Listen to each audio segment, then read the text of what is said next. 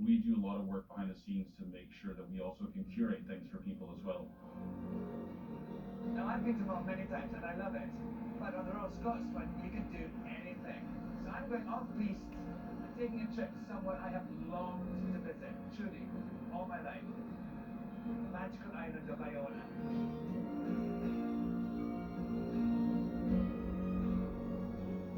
Rugged and untamed, Iona is home to a population of less than 200 permanent residents. At around 36 miles from the mainland, this wee isle can be found just off the southwest coast of Mull. Despite its diminutive size, Iona is a site of huge spiritual significance and a place of pilgrimage for many. Thanks to the arrival of St. Columba to this bay on the south of the island in 563 AD, Iona is celebrated as the cradle of Christianity in Scotland. An Irish abbot and missionary, Columba landed with the intention of converting the people of Scotland to the Christian faith, soon establishing one of the most important and influential monasteries of the entire British Isles, right here on Iona. My own spirituality beginning to stir, I've come to talk to Carol Pink. Hey Carol, Alan. Nice to meet you. Warden of the residential community at Iona Abbey. Iona seems to have a very special spiritual significance to many, many people, obviously to you and obviously to the Iona community. Do you feel that that's because of Columba coming here, or do you feel he came here because of that? The story of why he came to Iona was because it was the first place he got to in his wee boat, where he could not see Ireland. Now, I've also been told, now, if it had been a really clear and sunny day, actually, I might have been able to see Ireland. Something had happened in Ireland. We're not quite sure whether he was told to go away or whether he chose to leave. And when was the abbey built? So the abbey was built in the 1200s. Columba's buildings would have been wood and straw roofs, and But there was always a... but it would have been here, I mean, in this space, as it were. The abbey remained an important place of worship for hundreds of years. By the end of the 17th century had fallen into decline. This was until a process of restoration was begun in the early 20th century, resulting in the Abbey Church I see before me. God, it's amazing. The restoration work was continued from 1938 by a group known as the Iona Community, a Christian movement who worship at Iona Abbey to this very day, remaining true to their founding vision of pursuing justice and peace in Scotland and beyond, and I am pleased to see they are championing a few causes close to my own heart. And these are all the And these are all different ribbons of some of the causes that we support. I'm very happy to see that you're so pro-queer. Thank you. Yeah, no, we're delighted to be. So, yeah.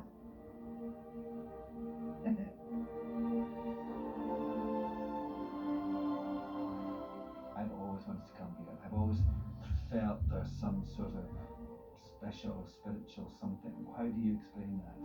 It's the traditionally knowing that this has been a spiritual place for so many people for centuries, you know. It's not easy to get here. The idea you've got to make a pilgrimage to come here, even before you start to contemplate all the rest of the stuff. I mean, that's one of the things I love about it, and it's not just being here, it's about coming here and then going back and taking Iona with you. Right, yeah.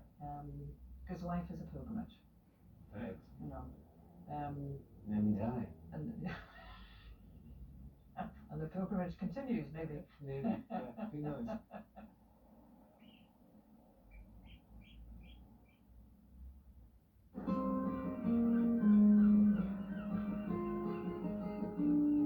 While the guests are out visiting the Isles, in Oban, the crew on board the train are working their magic.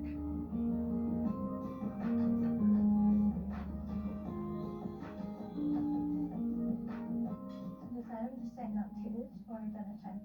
The plates don't go out for breakfast, they only go out for dinner. Wine glass, dinner. It all has to be shiny. The table has to look good. It's all hands on deck to ensure the train is pristine for the guests' return. restaurant manager Max has got the vacuum out. Why can't I move your shoes? Because I'm on my hands and knees, Robin. Max has only done that for the cameras, already does it. I've never seen Max ever in my life.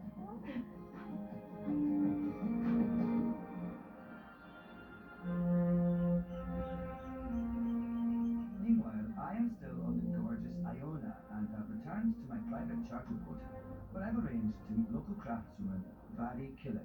Barry. Hello, nice to meet you. Lovely to meet you. Vary is the founder of a gallery and studio making contemporary jewellery here on Iona. Her work is created with special dispensation using stone and marble foraged from beaches on the island. Iona has some of the most fascinating and complex geology in the world, with some stone and rock here dated at over 2,000 million years old. And this afternoon, I'm back out to sea to get a better look at the Iona marble quarry, where until the early 20th century, some of this precious stone was extracted. We're looking at some of the oldest rock on the planet. It's a seam of white marble, a fosterite tremolite marble. The quarrymen would have hammered directly into the cliff face, hauling away huge sections of precious marble. And looking at the immense blocks of stone and machinery still left here today, I get a clear sense how skilled and dangerous the work must have been. It's quite breathtaking to think, given Iona's geographical location and the inaccessibility. If you look at this, there's no pier.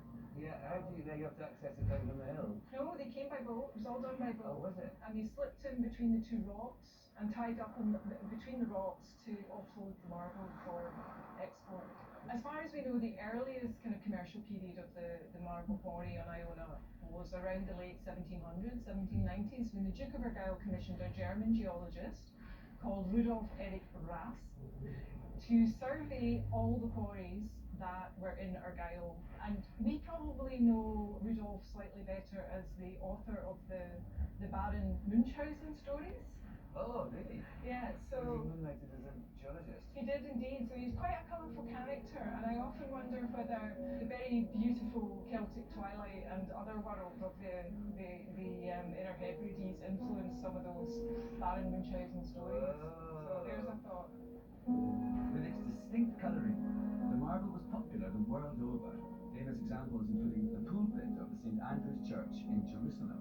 Sought-after modern jewellery is created from green serpentine pebbles known as St. Columba's tears, thanks to a reputation for embodying protective and healing properties.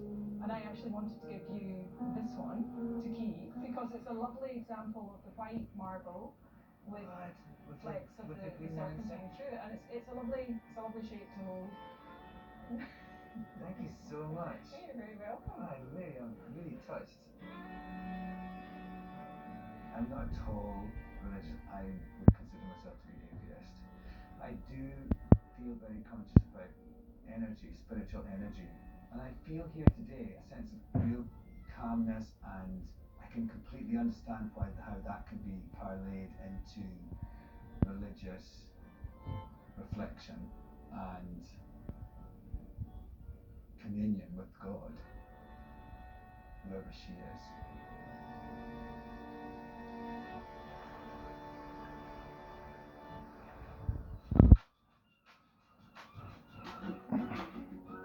Back on the mainland, the crew are getting some much-needed downtime. In Oban, a lot of the guests are out visiting the Isle of Mull. It takes up an entire day, and I think the crew take the opportunity to relish not only being in Oban, but having an unusual, extended amount of time off. You know, whenever the weather is good to us, we do our best we can to enjoy it.